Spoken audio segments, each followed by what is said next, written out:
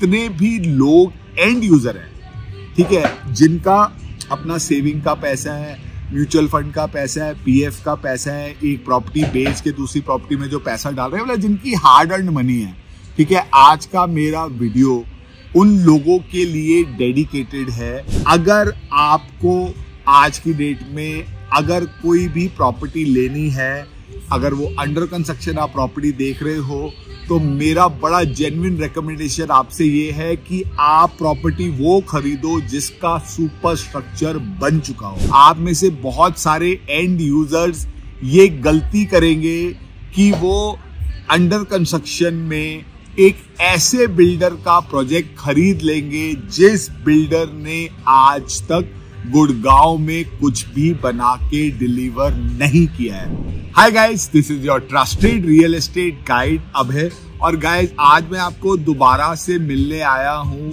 मेरे हिसाब से काफी इंपॉर्टेंट टॉपिक के साथ। आज ट्यूसडे छुट्टी के दिन मैं अपने कुछ दोस्तों के साथ कॉफी पीने आया था यहाँ सेक्टर 29 में। तो हम लोग ऐसे ही कुछ रियल एस्टेट के बारे में बातें कर रहे थे। तो मैंने अपने दोस्तों से पूछा कि भाई आप लोगों को क्या लगता है कि अगले 3 साल में वो कौन से 3 बिल्डर हैं जो कि भाग सकते हैं, जो कि एनसीएलटी में जा सकते हैं, जिनके प्रोजेक्ट रुक सकते हैं, जिनके बायर्स परेशान हो सकते हैं। ठीक है, ये बात मैंने क्यों पूछी थी, बिकॉज जब हम रियल एस्टेट में आए थे 2012 में 13 में आए थे हम लोग, तो 2012 से लेके 19 तक जब रियल एस्टेट में मंदी रही थी, तो पहले 3-4 साल में आई वुड से 13, 14, 15 में काफी बिल्डर थे जो कि आपके दिवालिया हो गए थे या जो खत्म हो गए थे, जैसे हम लोग बोलते हैं एक साधारण भाषा में। तो अगर गाइस आने वाले टाइम में ना मार्केट दोबारा से स्टैग्नेशन या करेक्शन की तरफ जाती है, तो ऐसे हेडलाइंस आपको दोबारा देखने को मिलेंगी आने वाले में भी 2 साल में, 3 साल में। ठीक है, जब जो प्रोजेक्ट आज की डेट में पिछले 3 साल में जितने भी प्रोजेक्ट लॉन्च हुए हैं, ठीक है, जब उन प्रोजेक्ट्स के सुपर स्ट्रक्चर कंप्लीट होंगे तब भी आपको कुछ रियलिटी चेक गुड़गांव मार्केट के बारे में मिलेगा। ठीक है, बट इन सब के बीच में गाइस मुझे ऐसा लगता है कि अगर आप एक एंड यूजर हो जिसको अपने रहने के लिए, मान लो आपका बजट है 2 करोड़, आपको 2 करोड़ में कोई प्रॉपर्टी पसंद नहीं आ रही, तो आप ये सोच रहे हो कि चल यार मैं कुछ ना अंडर कंस्ट्रक्शन में 3 करोड़ में ले लेता हूँ, मैं 3-4 साल और किराए पे रह लूंगा, 3-4 साल में मेरा बजट बढ़ जाएगा, ठीक है, तो मैं 3 करोड़ का अपार्टमेंट ले लेता हूँ। यही 3 करोड़ वाला सोच रहा है, यही 4 करोड़ वाला सोच रहा है, यही 5 करोड़ वाला सोच रहा है। तो ये जितने भी लोग एंड यूजर हैं, ठीक है, जिनका अपना सेविंग का पैसा है, म्यूचुअल फंड का पैसा है, पीएफ का पैसा है, एक प्रॉपर्टी बेच के दूसरी प्रॉपर्टी में जो पैसा डाल रहे हैं, मतलब जिनकी हार्ड अर्न मनी है, ठीक है, आज का मेरा वीडियो उन लोगों के लिए डेडिकेटेड है। बिकॉज मुझे लगता है कि आने वाले 2-3 सालों में, इनफैक्ट मे बी अगले आने वाले 1 साल में ही आप में से बहुत सारे एंड यूजर्स ये गलती करेंगे कि वो अंडर कंस्ट्रक्शन में एक ऐसे बिल्डर का प्रोजेक्ट खरीद लेंगे जिस बिल्डर ने आज तक गुड़गांव में कुछ भी बना के डिलीवर नहीं किया है।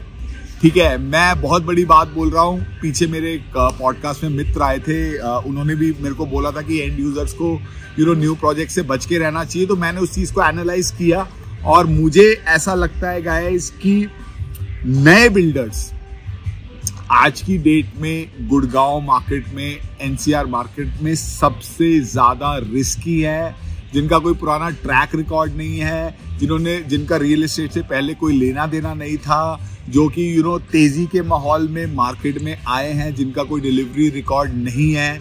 ये सारे के सारे बिल्डर्स गाइस आने वाले टाइम के लिए मैं इनको रिस्की आज की डेट में इवैल्यूएट करता हूं।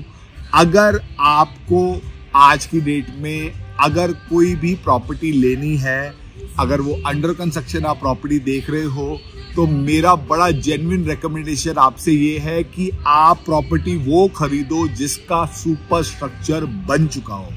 ठीक है, जहां पे अभी गड्ढा भी नहीं खुदा है, जहां पे कोई नया बिल्डर है, जहां पे वो पता नहीं क्या बनाएगा नहीं बनाएगा, आपको कुछ नहीं पता है, ऐसी प्रॉपर्टी में एंड यूजर्स को नए बिल्डर्स की बिल्कुल भी एंटर नहीं करना चाहिए, और आइडियली या तो सुपर स्ट्रक्चर वाला या absolutely ready to move apartment. आज की डेट में मुझे लगता है अगले 2 से 3 साल में जो डिमांड कभी भी कम नहीं होगी, वो रेडी टू मूव की है। मार्केट में उतार चढ़ाव आएगा, ये सारे जो नंबर्स आते हैं, ये मार्केट तेजी मंदी, ये लोग ज्यादा ना न्यू लॉन्चेस के हिसाब से सोचते हैं, बट मार्केट में एंड यूजर्स हमेशा रहेंगे।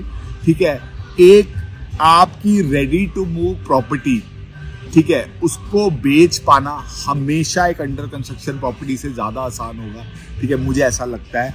ठीक है, आपका पैसा भी सेफ रहेगा, आप उस प्रॉपर्टी को खुद यूज भी कर सकते हो, या भैया जैसे मान लो मेरा बजट है 1-2 करोड़ का, ठीक है, मैंने एक प्रॉपर्टी 2.5 करोड़ की ले ली। क्यों ले ली? बिकॉज 50 लाख रुपए जो मैं एक्स्ट्रा लोन ले रहा हूँ, उसकी मेरी जो EMI आएगी वो मेरे को डे 1 से किराए से मिल जाएगी।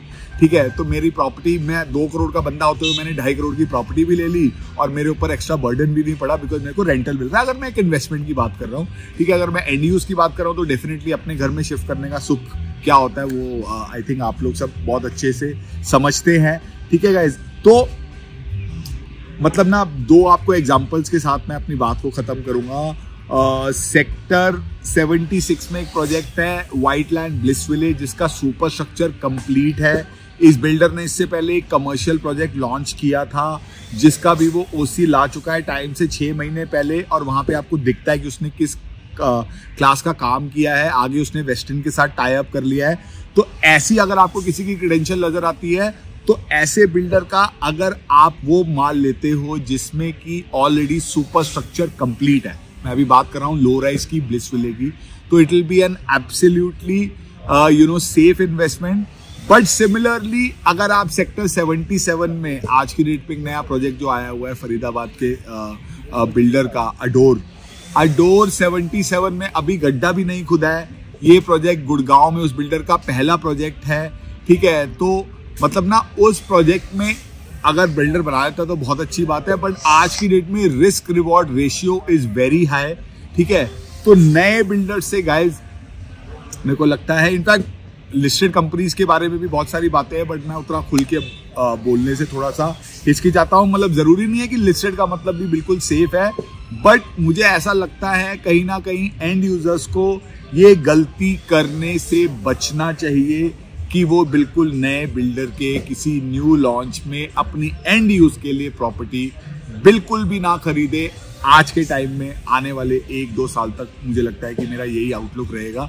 ठीक है, बाकी गाइज जस्ट छुट्टी का दिन था, मेरे को एक अच्छा जस्ट एक थॉट आया, तो मुझे लगा कि मेरे को एंड यूजर्स के साथ शेयर करना चाहिए, तो मैंने एक छोटा सा वीडियो बना दिया, वेरी कैजुअल वीडियो, कुछ इसमें आपको पैकेजिंग वगैरह भी कुछ नहीं मिलेगी। बाकी परसों गाइज मैं आपसे मिलूंगा फिर अपने पॉडकास्ट के साथ, और उसके बाद फिर गाइज आगे हम लोग दोबारा बात करते हैं। जैसे आप लोग हमें हमेशा सपोर्ट करते रहे हैं, वैसे ही आगे सपोर्ट करते रहिएगा। Please like, share and comment on our videos, and please subscribe to our channel. I will see you guys again very soon. Bye for now.